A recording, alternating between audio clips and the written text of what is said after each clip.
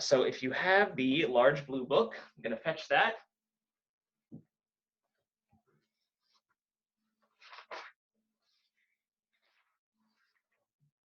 And again, feel free to use the chat if you have any questions. But we're going to be starting on the passage on page 1105, entitled, "How do you like those apples?" This is another one about graph and data interpretation. So let us scroll down here.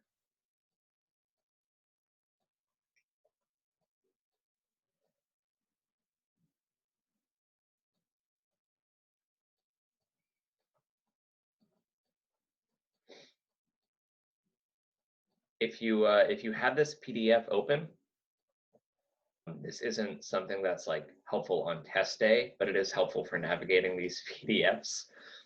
You can just do a Control F, and if you know the title of what you're looking for, like it can get you there.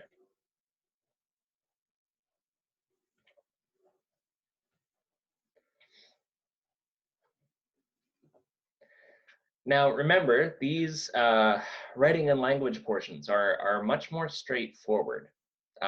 There's not a whole lot of strategizing. We're going to be answering these questions more or less in order.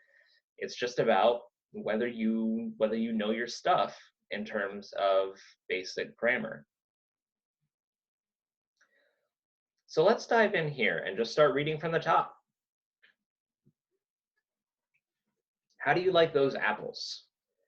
Marketed as Smart Fresh, the chemical 1-MCP, 1-methylcyclopropene, has been used by fruit growers since 2002 in the United States and elsewhere, to preserve the crispness and lengthen the storage life of apples and other fruit, which often must travel long distances before being eaten by consumers. 1-MCP lengthens storage life by 3 to 4 times when applied to apples. This extended life allows producers to sell their apples in the off-season, months after the apples have been harvested. Sincerely, apples. What? Oh, well, there is like a super repeated word here, right? But we're not being asked to notice that yet. I just wanted to point that out.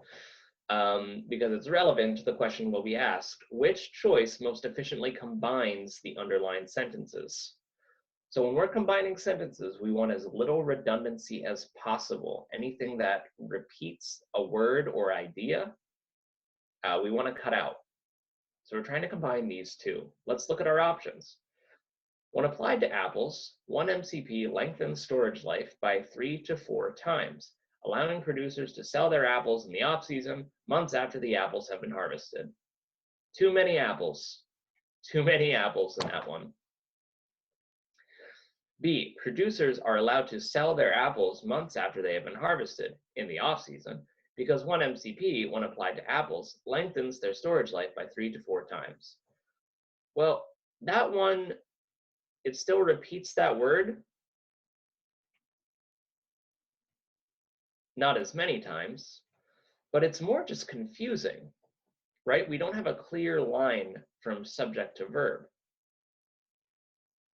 Our subject becomes producers, and 1-MCP, the thing that actually does something, that's buried deep in the sentence.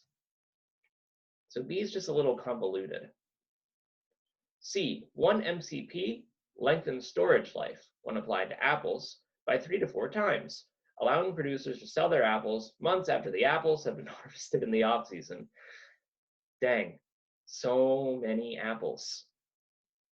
I liked this at first because 1-MCP was like, seemed to have like a clear line. Months after apples have been harvested, producers are allowed to sell their apples in the off-season because 1-MCP lengthens storage life when applied to apples by 3 to 4 times. Well, it seems like none of these choices are super clear. So we might have to revisit the stuff that we crossed off at first.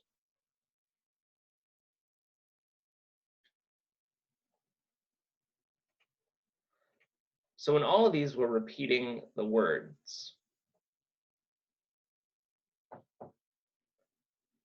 What I would recommend is finding the one with the clearest line from subject to verb to object.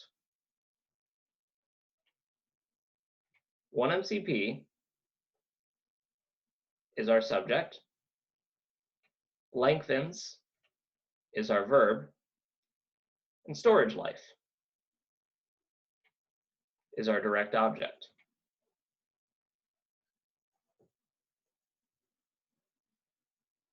We have a short introductory phrase, and then we get right to business.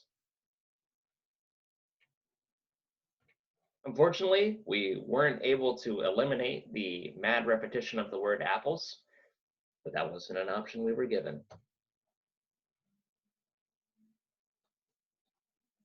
Let's see if we have something a little bit more straightforward as we sally forth. And at a cost of about 1%, of about 1 cent per pound of apples, 1 MCP is a highly cost-effective treatment. However, 1 MCP is not a panacea for fruit producers or sellers. There are problems and limitations associated with its use. You can probably sort of divine the meaning of the word panacea by its antonym. A panacea is a cure-all. And it's saying 1 MCP is not. It still has some problems. All right, so we got these brackets here, so that means we're going to be asked something about the order of these sentences. So it's possible that we'll have to rearrange these. It's possible that we'll have to insert a sentence somewhere in this paragraph. But let's just focus on one thing at a time first. 1 MCP works by limiting a fruit's production of ethylene, comma, it is a chemical that causes fruit to ripen and eventually rot. So what are we being quizzed on? Well, we're being quizzed on like word choice and possibly just an editing choice having to do with concision. Because remember, if we can use fewer words, we want to say as much as we can with as few words as possible. So can we delete the underlined portion? Fruit's production of ethylene, comma, a chemical that causes fruit to ripen and eventually rot. Yeah, that works. We don't need to restate our subject. While 1 MCP keeps apples tight and crisp for months, it also limits their scent production. Okay, do we want our apples tight? Well, it looks like we're being asked different potential synonyms. Different potential synonyms that we could plug in for tight. I think of an apple as being stretched out at all, one way or another, right? So that's our problem with no change. Firm works. You don't want an apple that's squishy, you want an apple that's firm. Stiff sounds more like unpleasant. And taut, again, that's more of that like stretched out metaphor. Like if you have a taut sheet of rubber, then it's like kind of stretched out as tight as it can be. That's not what you want with an apple. I shouldn't have to tell you that. You want an apple that's like crisp, right? It also limits their scent production. So what are we being quizzed on? Number 26. Their scent production, well, we're being quizzed on if we know our right form of their and if we know subject-verb agreement. Their is definitely the possessive form, so that's right if it's plural. But is the thing we're referring to plural? The thing we're referring to is apples, apples scent. So right, it's not one apple, it's multiple. So we don't need to change anything. It's possessive, it's plural, we're golden. Golden delicious, you might even say. This may not be much of a problem with certain kinds of apples that are not naturally very fragrant, such as Granny Smith, but for apples that are prized for their fruity fragrance, such as Macintosh, this can be a problem with consumers that will reject apples lacking the expected aroma. So let's see what we're being tested on here. Okay, so it's word choice. They will reject apples, which will reject apples, and who. Well, you may not know this. You may have made this mistake in your own writing, but you never want to refer to a person as a that. Okay? You want to refer to a person as a who or whom. So consumers who will reject apples makes more sense. They will reject apples would work if this was the start of a new sentence. But since it's connected to what came before, we don't need something as strong as they.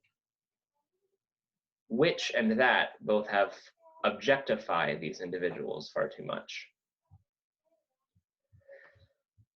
But some fruits do not respond as well to one MCP as others did, and some even respond adversely. So what are we being quizzed on here with the word did? Do, have, and will. We're being tested on our word choice again. So what we want is we want this verb to agree with any verbs that occurred previously in the sentence. And what we have here is do not respond. That's present tense. But did is past tense. We need something in the present. We can't switch tenses in the middle of a sentence. So what matches it mostly is do. That's what matches it most strongly.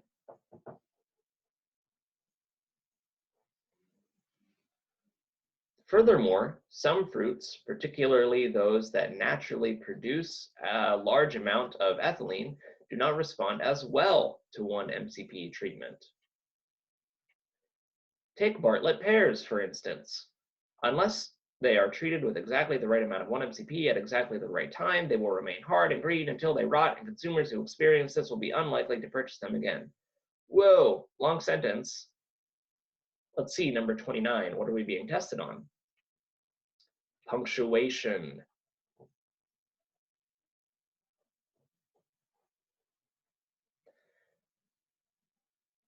So 1 is no change, and I don't like that because take Bartlett pears, for instance. It needs to be more separated than just with a comma.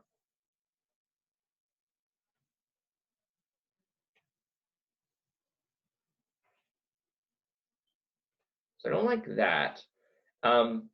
Take Bartlett pears, period. For instance, well, that kind of divides unnecessarily the idea of Bartlett pears and the instance of Bartlett pears. We're supposed to be considering Bartlett pears. If we just had that sentence, take Bartlett pears, that seems like a command to steal fruit, right? And that's not what we're doing here. We're taking them for an instance. So that leaves us with B.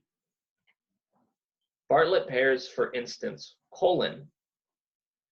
Now, hopefully what you know is that a colon, these 2 dots here, the job of a colon is always to expand. What comes after a colon always expands on the idea that came before the colon. So the idea before the colon, Bartlett pears. After the colon, all of this information on Bartlett pears. That's what leaves us with B as our strongest option.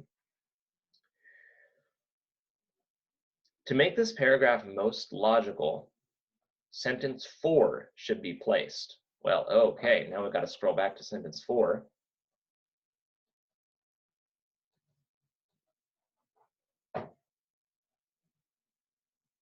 Some fruits do not respond as well to 1 MCP as others did, and some even respond adversely.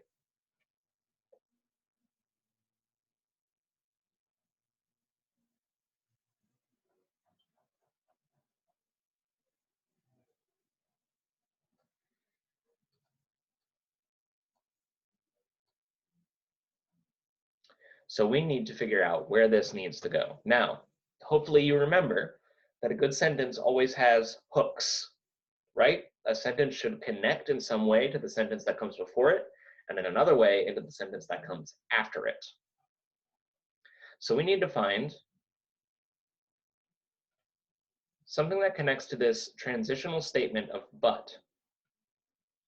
So we've talked about how fruits do respond well, and now we're about to talk about how some fruits do not respond well, right?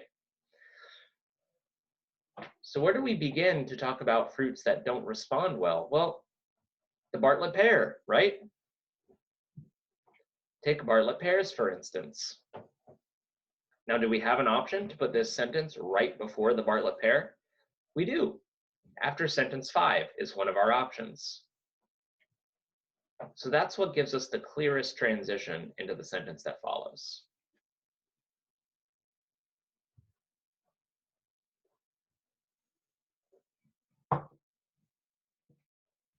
And we're not nearly done talking about these apples and pears just yet. Finally, researchers have found that one MCP actually increases susceptibility to some pathologies in certain apple varieties. For example, Empire apples are prone to a condition that causes the flesh of the apple to turn brown. Traditionally, apple producers have dealt with this problem by leaving the apples in the open air for 3 weeks before storing them in a controlled atmosphere with tightly regulated temperature, humidity, and carbon dioxide levels. As the graph shows, the flesh of untreated Empire apples that are first stored in the open air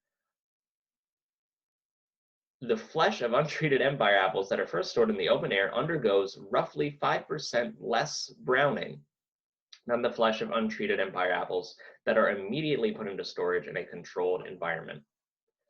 Okay, so we're being asked, is our data interpretation questions now, which gives an actual accurate interpretation of the data in the graph. So first, let's look at our factors here. We're looking at untreated Empire apples that are first stored in the open air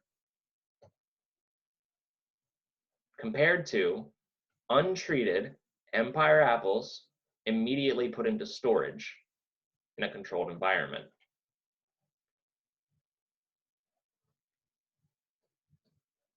And this says that one has less browning than the other, but let's see what the data actually says. Okay, so the result of treatment to control browning of Empire apples. All right, so we don't have to worry about other kinds of apples. All of these apples are Empire apples. However, only the lightly shaded ones here are the untreated ones, and those are the only apples we're concerned with here. Here are the ones placed immediately in a controlled atmosphere, and here are the apples placed in a controlled atmosphere after 3 weeks to the open air. So we see a large difference between this light gray bar and this light gray bar. But what is actually being measured here? It's the percentage of flesh browning. So the ones placed immediately in a controlled atmosphere, about half of them, about half of every apple is brown. Whereas after 3 weeks in the open air, less than 10% of the apple flesh has turned brown.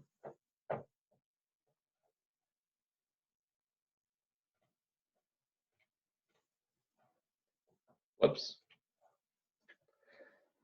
So what actually reflects the data here? We're talking about ones that were first stored in the open air versus the ones immediately put into storage. Did they have 5% less browning? I don't think so. They had a lot more than 5% less browning, right? Yeah, it was more like 40. So I don't like no change. Slightly more browning then? Well, no, that's the opposite. It still has less. Twice as much browning as, well, in order for that to be true, it would have to be like 100% brown, right? Because these apples are at 50%.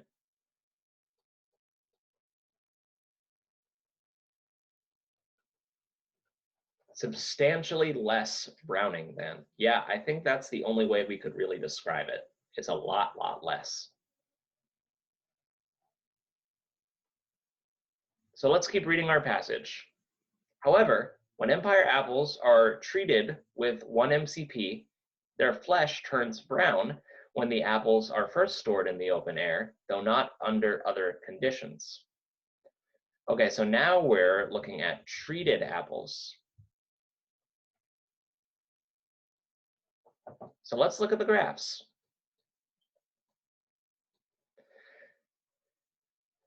It looks here like there's not nearly as wide a gap.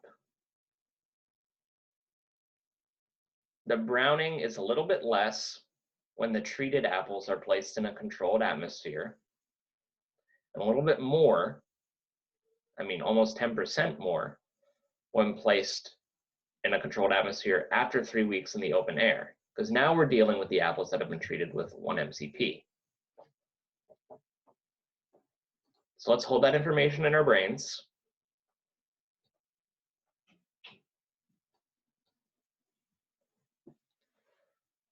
When Empire apples are treated with 1 MCP, their flesh turns brown when the apples are first stored in the open air, though not under other conditions.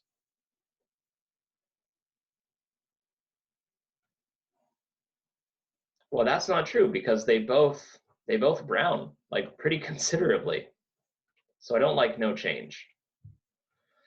B, roughly half of their flesh turns brown. These are, again, the treated Empire apples. Roughly half of their flesh turns brown regardless of whether the apples are first stored in the open air. Yeah, I would say that's pretty close. Almost half or a little bit over half. I like that one the most so far. C, their flesh browns when they are put directly into a controlled atmosphere, but not when they are first stored in the open air. Oh, no, both apples brown pretty considerably. D, their flesh turns brown when they are first stored in the open air, though not as quickly as the apple flesh in an untreated group does. Let's see here. Now we're talking about untreated apples.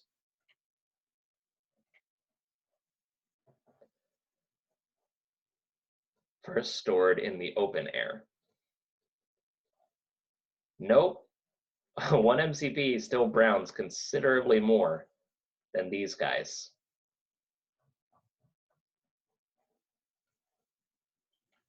So I don't like D at all. B, that's our only option. Now, Mr. Anthony will tell you in math sections that with these graph problems, you should not try to be a hero. With these math problems, you're never going to be asked, you know, looking at this, you'll never be given an option between like 51% and 52%. You don't have to get out your ruler and notch. Because if that were to happen, if that would happen, you know, they're giving these tests to millions of high schoolers, people would rage and riot. It's like, what in the world are you testing us on? So it's always going to be, we're always going to be dealing in approximations, and with the graph and data interpretation, there's always going to be one very clear right answer. But we're not at the end of our passage just yet. Although researchers continue to search for the right combination of factors that will keep fruits fresh and attractive, the problem may be that consumers are overly concerned with superficial qualities rather than the actual freshness of the fruit. So the writer wants a conclusion that conveys how the shortcomings of 1 MCP presented in the passage affect the actions of people in the fruit industry.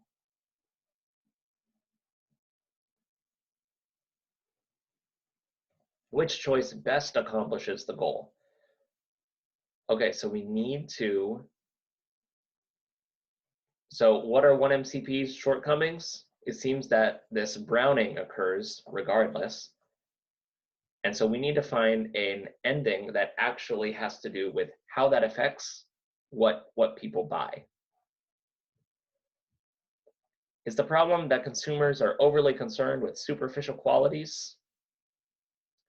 I don't know about that one, because that's a lot on consumers, but not a lot on one MCP, right? We need both. Many of the improvements to fruit quality they have discovered so far have required trade-offs in other properties of the fruit. Well, that has something to do with one MCP, potentially, but it doesn't have anything to do with the consumers, with the buying habits. Well, although, okay, this isn't necessarily about consumers, just actions of people in the fruit industry. Yeah, I don't see how that actually has to do with the shortcomings of one MCP affecting their actions, though. So I don't like B.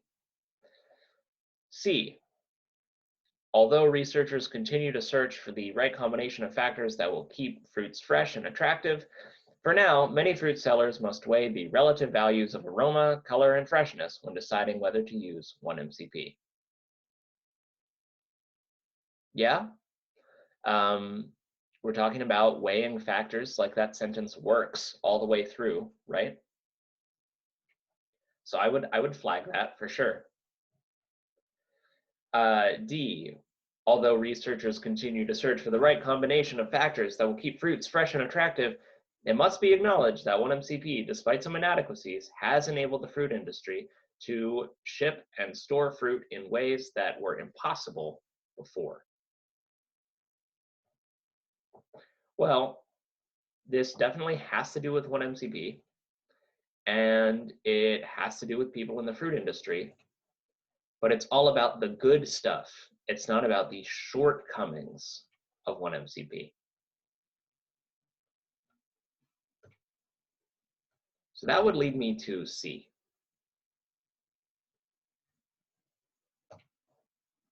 This has to do with the shortcomings presented in the passage, right? And it has to do with what people in the fruit industry actually have to do. They actually have to weigh this out.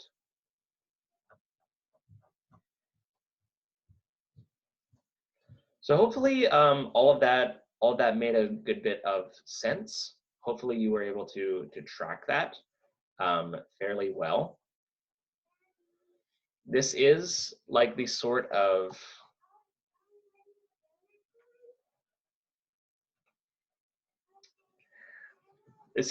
thing that you have to track, right?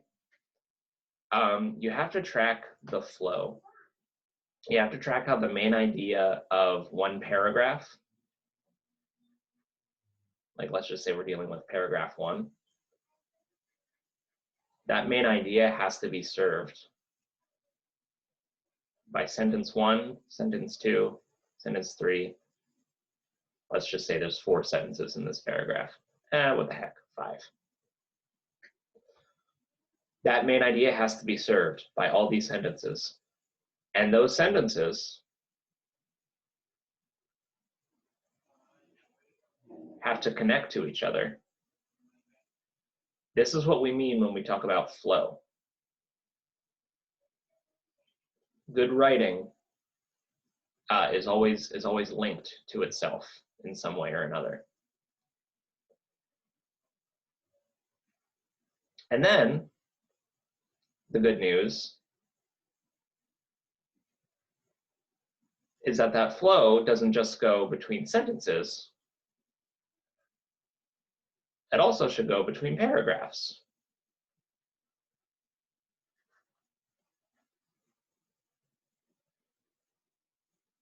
The main idea of this paragraph, as served by these sentences, should lead in to the main idea of the next paragraph, as served by the sentences within its body. Sentence 1, etc. Right? And vice versa. Flow is not just something that happens on a sentence-to-sentence basis. It's something that happens from paragraph to paragraph. And, you know, when you add in, gosh, when you're adding in like graphs, right? When all of a sudden you have to worry about, oh, and how does any of this affect these charts over here? Well, that's a whole different thing, right? But hopefully these graphs over here are going to service not just a paragraph here or a paragraph there, but they're going to service the whole passage.